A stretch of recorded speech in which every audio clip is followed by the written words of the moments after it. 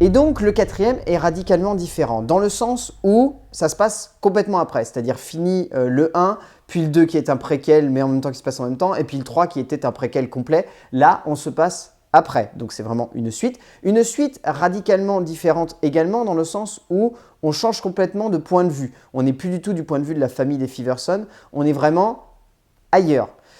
Donc, Paranormal Activity 4, toujours réalisé par Henry Joost et Ariel Schulman, nous raconte l'histoire donc qui se passe 5 ans tout de même après les événements du 1 et du 2, donc en 2011. On va se retrouver dans une famille où on va suivre le point de vue de la jeune fille qui va voir des nouveaux voisins débarquer et qui va faire connaissance, grâce à son petit frère Wyatt, du petit garçon qui vit dans la maison en face. Il se nomme Robbie et qui semble un petit peu étrange. Autant limiter le récit à cela parce que déjà qu'il n'est pas du tout compréhensible au premier visionnage et qui part dans tous les sens, voilà, autant résumer le film à cela. Alors, ce quatrième volet aurait pu être intéressant. Aurait pu parce qu'il ne l'est pas et parce qu'il cède à une forme de narration ultra facile et surtout, il perd complètement de vue ce qui a été construit dans les 2 volets précédents, c'est-à-dire le rapport à la famille. Là, la famille, elle se résume à une sœur et son frère. Et encore, c'est bien gros parce que ça pourrait se limiter uniquement à une sœur qui avance. Point. C'est là l'énorme problème. Alors déjà, le problème vient du scénario, dont l'histoire vient de Chad Feehan et le scénario en lui-même est de Christopher Landon. Donc, ce scénario, il est clairement mou, dans le sens où il est beaucoup plus long que les précédents volets, c'est peut-être le volet le plus long d'ailleurs, mais surtout, il raconte pas grand-chose. C'est-à-dire que le principe du film est de montrer l'évolution qu'il va y avoir entre Wyatt et sa sœur, et surtout de montrer que Wyatt va se faire influencer par Robbie. Et ben voilà. Parce que, au-delà de ça, le film ne raconte rien, le film ne dispose de quasiment aucune évolution dramatique, le film est terriblement lent, et il n'y a aucune idée narrative qui permettrait de dynamiser le récit. Parce que l'ennemi s'enchaîne avec une froideur complète, il se passe des choses peut-être dans les 3 ou 4 dernières minutes du long métrage, parce que sinon le reste du temps, on s'ennuie. Il y a 2-3 bonnes idées qui sont intéressantes en matière de dramaturgie, notamment cette idée d'avoir le Kinect qui balance ses petits lasers, même si en même temps c'est un énorme placement de produit pour Microsoft. Mais au-delà de ça, il n'y a pas d'idée, quoi. Il n'y a vraiment pas d'idée. Encore une fois, le numérique ne vient pas servir le récit puisqu'il apporte un train-train qui n'aide en aucun cas la narration du film. Dans le sens, ce train-train, c'est le fait qu'il y ait le meilleur ami de la jeune fille qui arrive à pirater les ordis et à avoir les rendus des webcams tout de suite.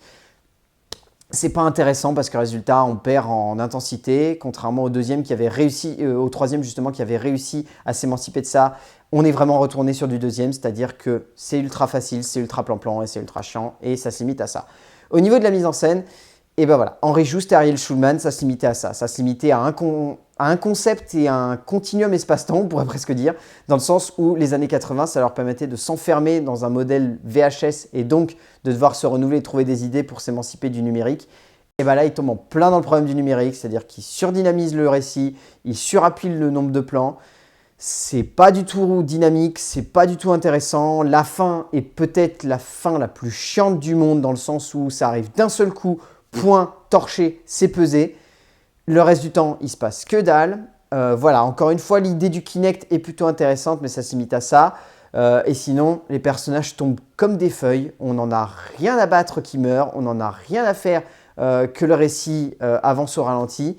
Enfin voilà, c'est vraiment triste à dire, mais celui-là, il n'a aucun dynamisme et il n'a aucune invention qui se dégage de tout son long. Le casting en lui, il n'y a rien pour le dynamiser, quoi, parce que la jeune fille est plate comme c'est pas permis, elle n'est jamais dynamique, elle n'est jamais intéressante.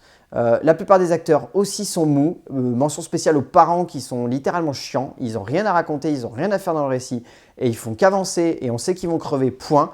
Voilà, retour de Cathy Feverson, plutôt bien, même si elle n'arrive qu'à la fin du film, mais plutôt bien. Plus les films avancent, plus cette actrice-là, elle s'impose, elle marche vraiment bien. Mais voilà, on se retrouve vraiment devant un film qui est presque cadavérique au niveau du jeu d'acteur, c'est triste à dire, mais voilà, ça marche pas. Et donc voilà, Paranormal Activity 4, ça a fait certainement en sorte que Après Christopher Landon avec The Marked Ones, qu'on va pas vraiment évoquer très longtemps parce qu'il n'y a pas grand-chose à en dire, a préféré s'éloigner et partir sur une toute autre histoire, tout de même reliée à l'histoire de Katie et Micah. Rapidement, The Marked Ones, c'est vraiment le plus mauvais. C'est très clairement un film pas intéressant. Enfin voilà, on peut s'en passer. Il apporte juste vaguement un appui dramatique dans ce qui s'est passé hors champ à la fin du premier, mais c'est tout, ça s'imite à ça. Vous pouvez vous en passer. Alors là, ce qui est intéressant, c'était de regarder vraiment du 1 au 4 pour comprendre le 5. Donc, ils font partie, eux, d'un grand bloc. Tokyo Night et The Marked Ones sont vraiment à part. Là, le 1, 2, 3 et 4, dans leurs ensembles, sont des films qui ne sont pas du tout équilibrés. C'est-à-dire qu'on a un premier et un troisième qui sont très intéressants, et un deuxième et un quatrième qui sont mous et qui sont vraiment pesants. C'est-à-dire qu'ils ne racontent pas grand-chose, qu'on a la sensation de ne pas avoir d'évolution de personnage, et on se retrouve comme des feuilles mortes devant un récit qui n'avance pas. Et donc voilà, qu'est-ce qu'on peut attendre du 5 ? Déjà, il part avec un énorme handicap, c'est cette idée de mise en scène particulièrement nulle qui consiste à utiliser de la 3D, donc à sortir radicalement, complètement de l'immersion due au found footage, puisqu'il y a une conversion en 3D, donc il n'y a plus de rapport avec le réel, il y a un détachement complet, donc rien qu'en soi, ça part avec un handicap monstrueux, à voir ce que ça va donner. Toujours mise en scène par Christopher Landon, donc résultat, c'est dans la même veine que The Marked Ones, donc on ne sait pas du tout ce que ça va donner, ça peut être très mauvais. On ne sait jamais, ça peut surprendre. Mais voilà, il n'y a pas grand-chose à attendre de Paranormal Activity 5, Ghost Dimension, si ce n'est que peut-être ça peut apporter une conclusion assez fascinante pour faire ressortir l'ensemble de la série et lui donner un intérêt dans sa globalité. Donc voilà, on se retrouvera pour parler de Paranormal Activity 5, Ghost Dimension. D'ici là, vous pouvez vous regarder la série. Même si elle n'est pas passionnante, le 1 et le 3 sont intéressants, donc par conséquent, regardez le 2 et le 4. Comme ça, vous ferez toute la série, c'est pas très très long et ça vous fera toujours du temps à passer. Et donc voilà, d'ici là, regardez des films parce que c'est bien de regarder des films et on se retrouvera pour parler de Paranormal Activity 5, évidemment. A plus!